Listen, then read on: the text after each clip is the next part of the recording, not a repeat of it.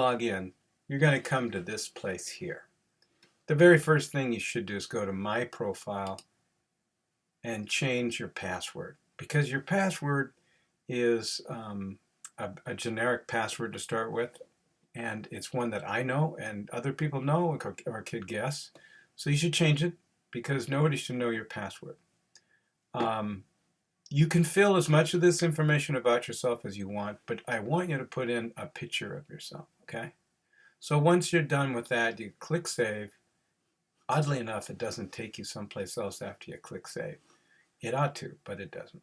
So you go back to those 9 dots, and we go to Courses. In Courses, you're going to go to your course. You won't have anywhere near like this. You should have only 3 courses. You should have the Team Starshine course development. You should have an ISD development tools course, and you should have a course Intro to KeelWorks and KeelWorks Systems. If you're missing any of these 3, please email me and let me know, and I'll make sure it gets fixed. I'm usually pretty good about it though. Okay, so we're going to go back here and oh, I was already there. What's the matter with me? Courses. All right, so we're going to go down here to Team Starshine. I believe that's your team.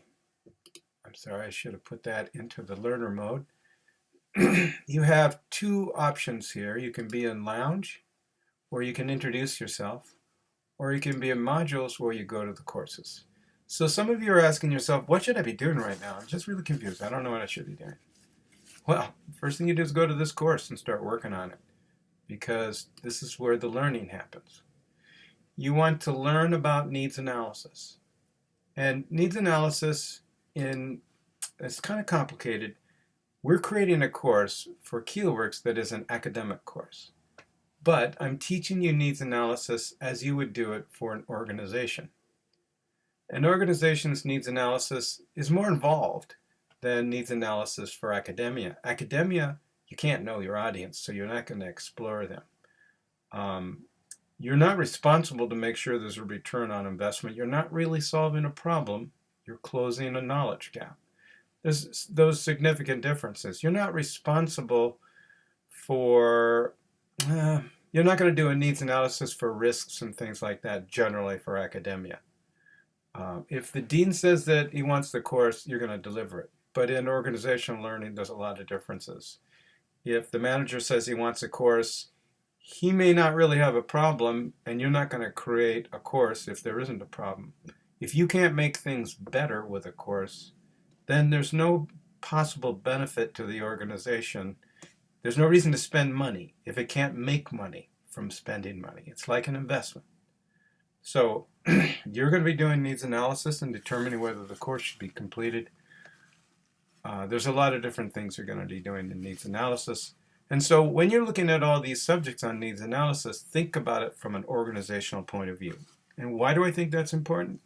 Most jobs for instructional designers is in the organization. Interestingly, you could work for an academic organization because an academic organization also has employees and it needs training for its employees. So you might be doing that. But your job when you come to this course, I'm showing you the needs analysis. There is an introduction. You can go through this introduction, but it might be a little redundant considering I have another course for you introducing KeelWorks and KeelWorks Systems. So I think I'd skim this if you're going to do the other one. All right, so needs analysis. Each of these have these little boxes here with blue stuff. That's a discussion question. In this case, actually, it's that you read this. So the content that's teaching is down below. This is actually a video, believe it or not. Some people might not even discover that. Might wonder, what the heck is that? Yeah, that image on that really wasn't appropriate, but it was simple, and I put it in there because I didn't have time to get anything better. Very poor excuse.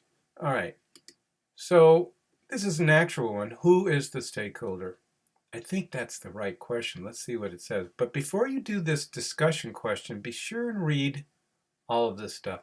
So the question here is, who's the stakeholder and how will you know them?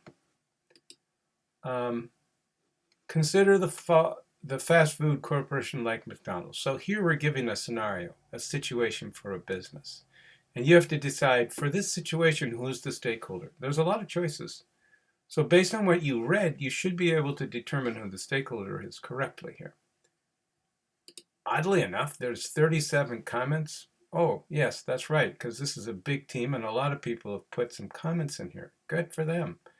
I try to comment to these, but you should also comment to each other as well as answering the question. But where you're wrong, I'm going to try to straighten you out. I'm going to put a comment in here.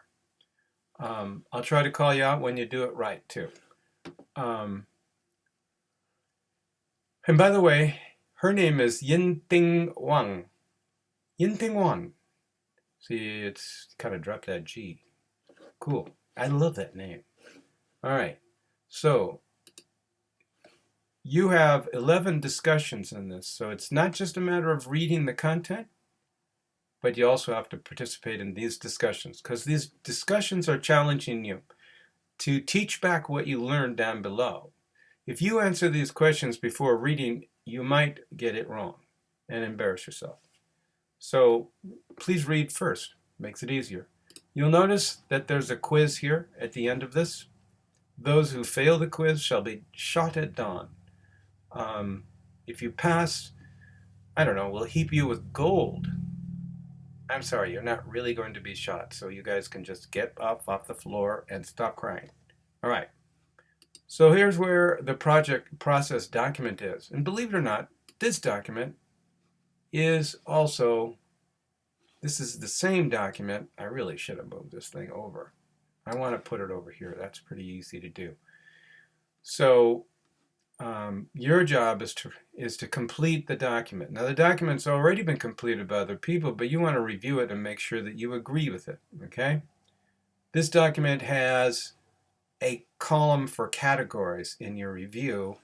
There's guidelines here, information about that category, and these are the findings, okay? So, and you can put comments to this document if you want to, but I'd rather you didn't. I would rather you put your questions or comments in the team chat, which I'll be showing you about later. Okay, so I'm going to close this and let's see.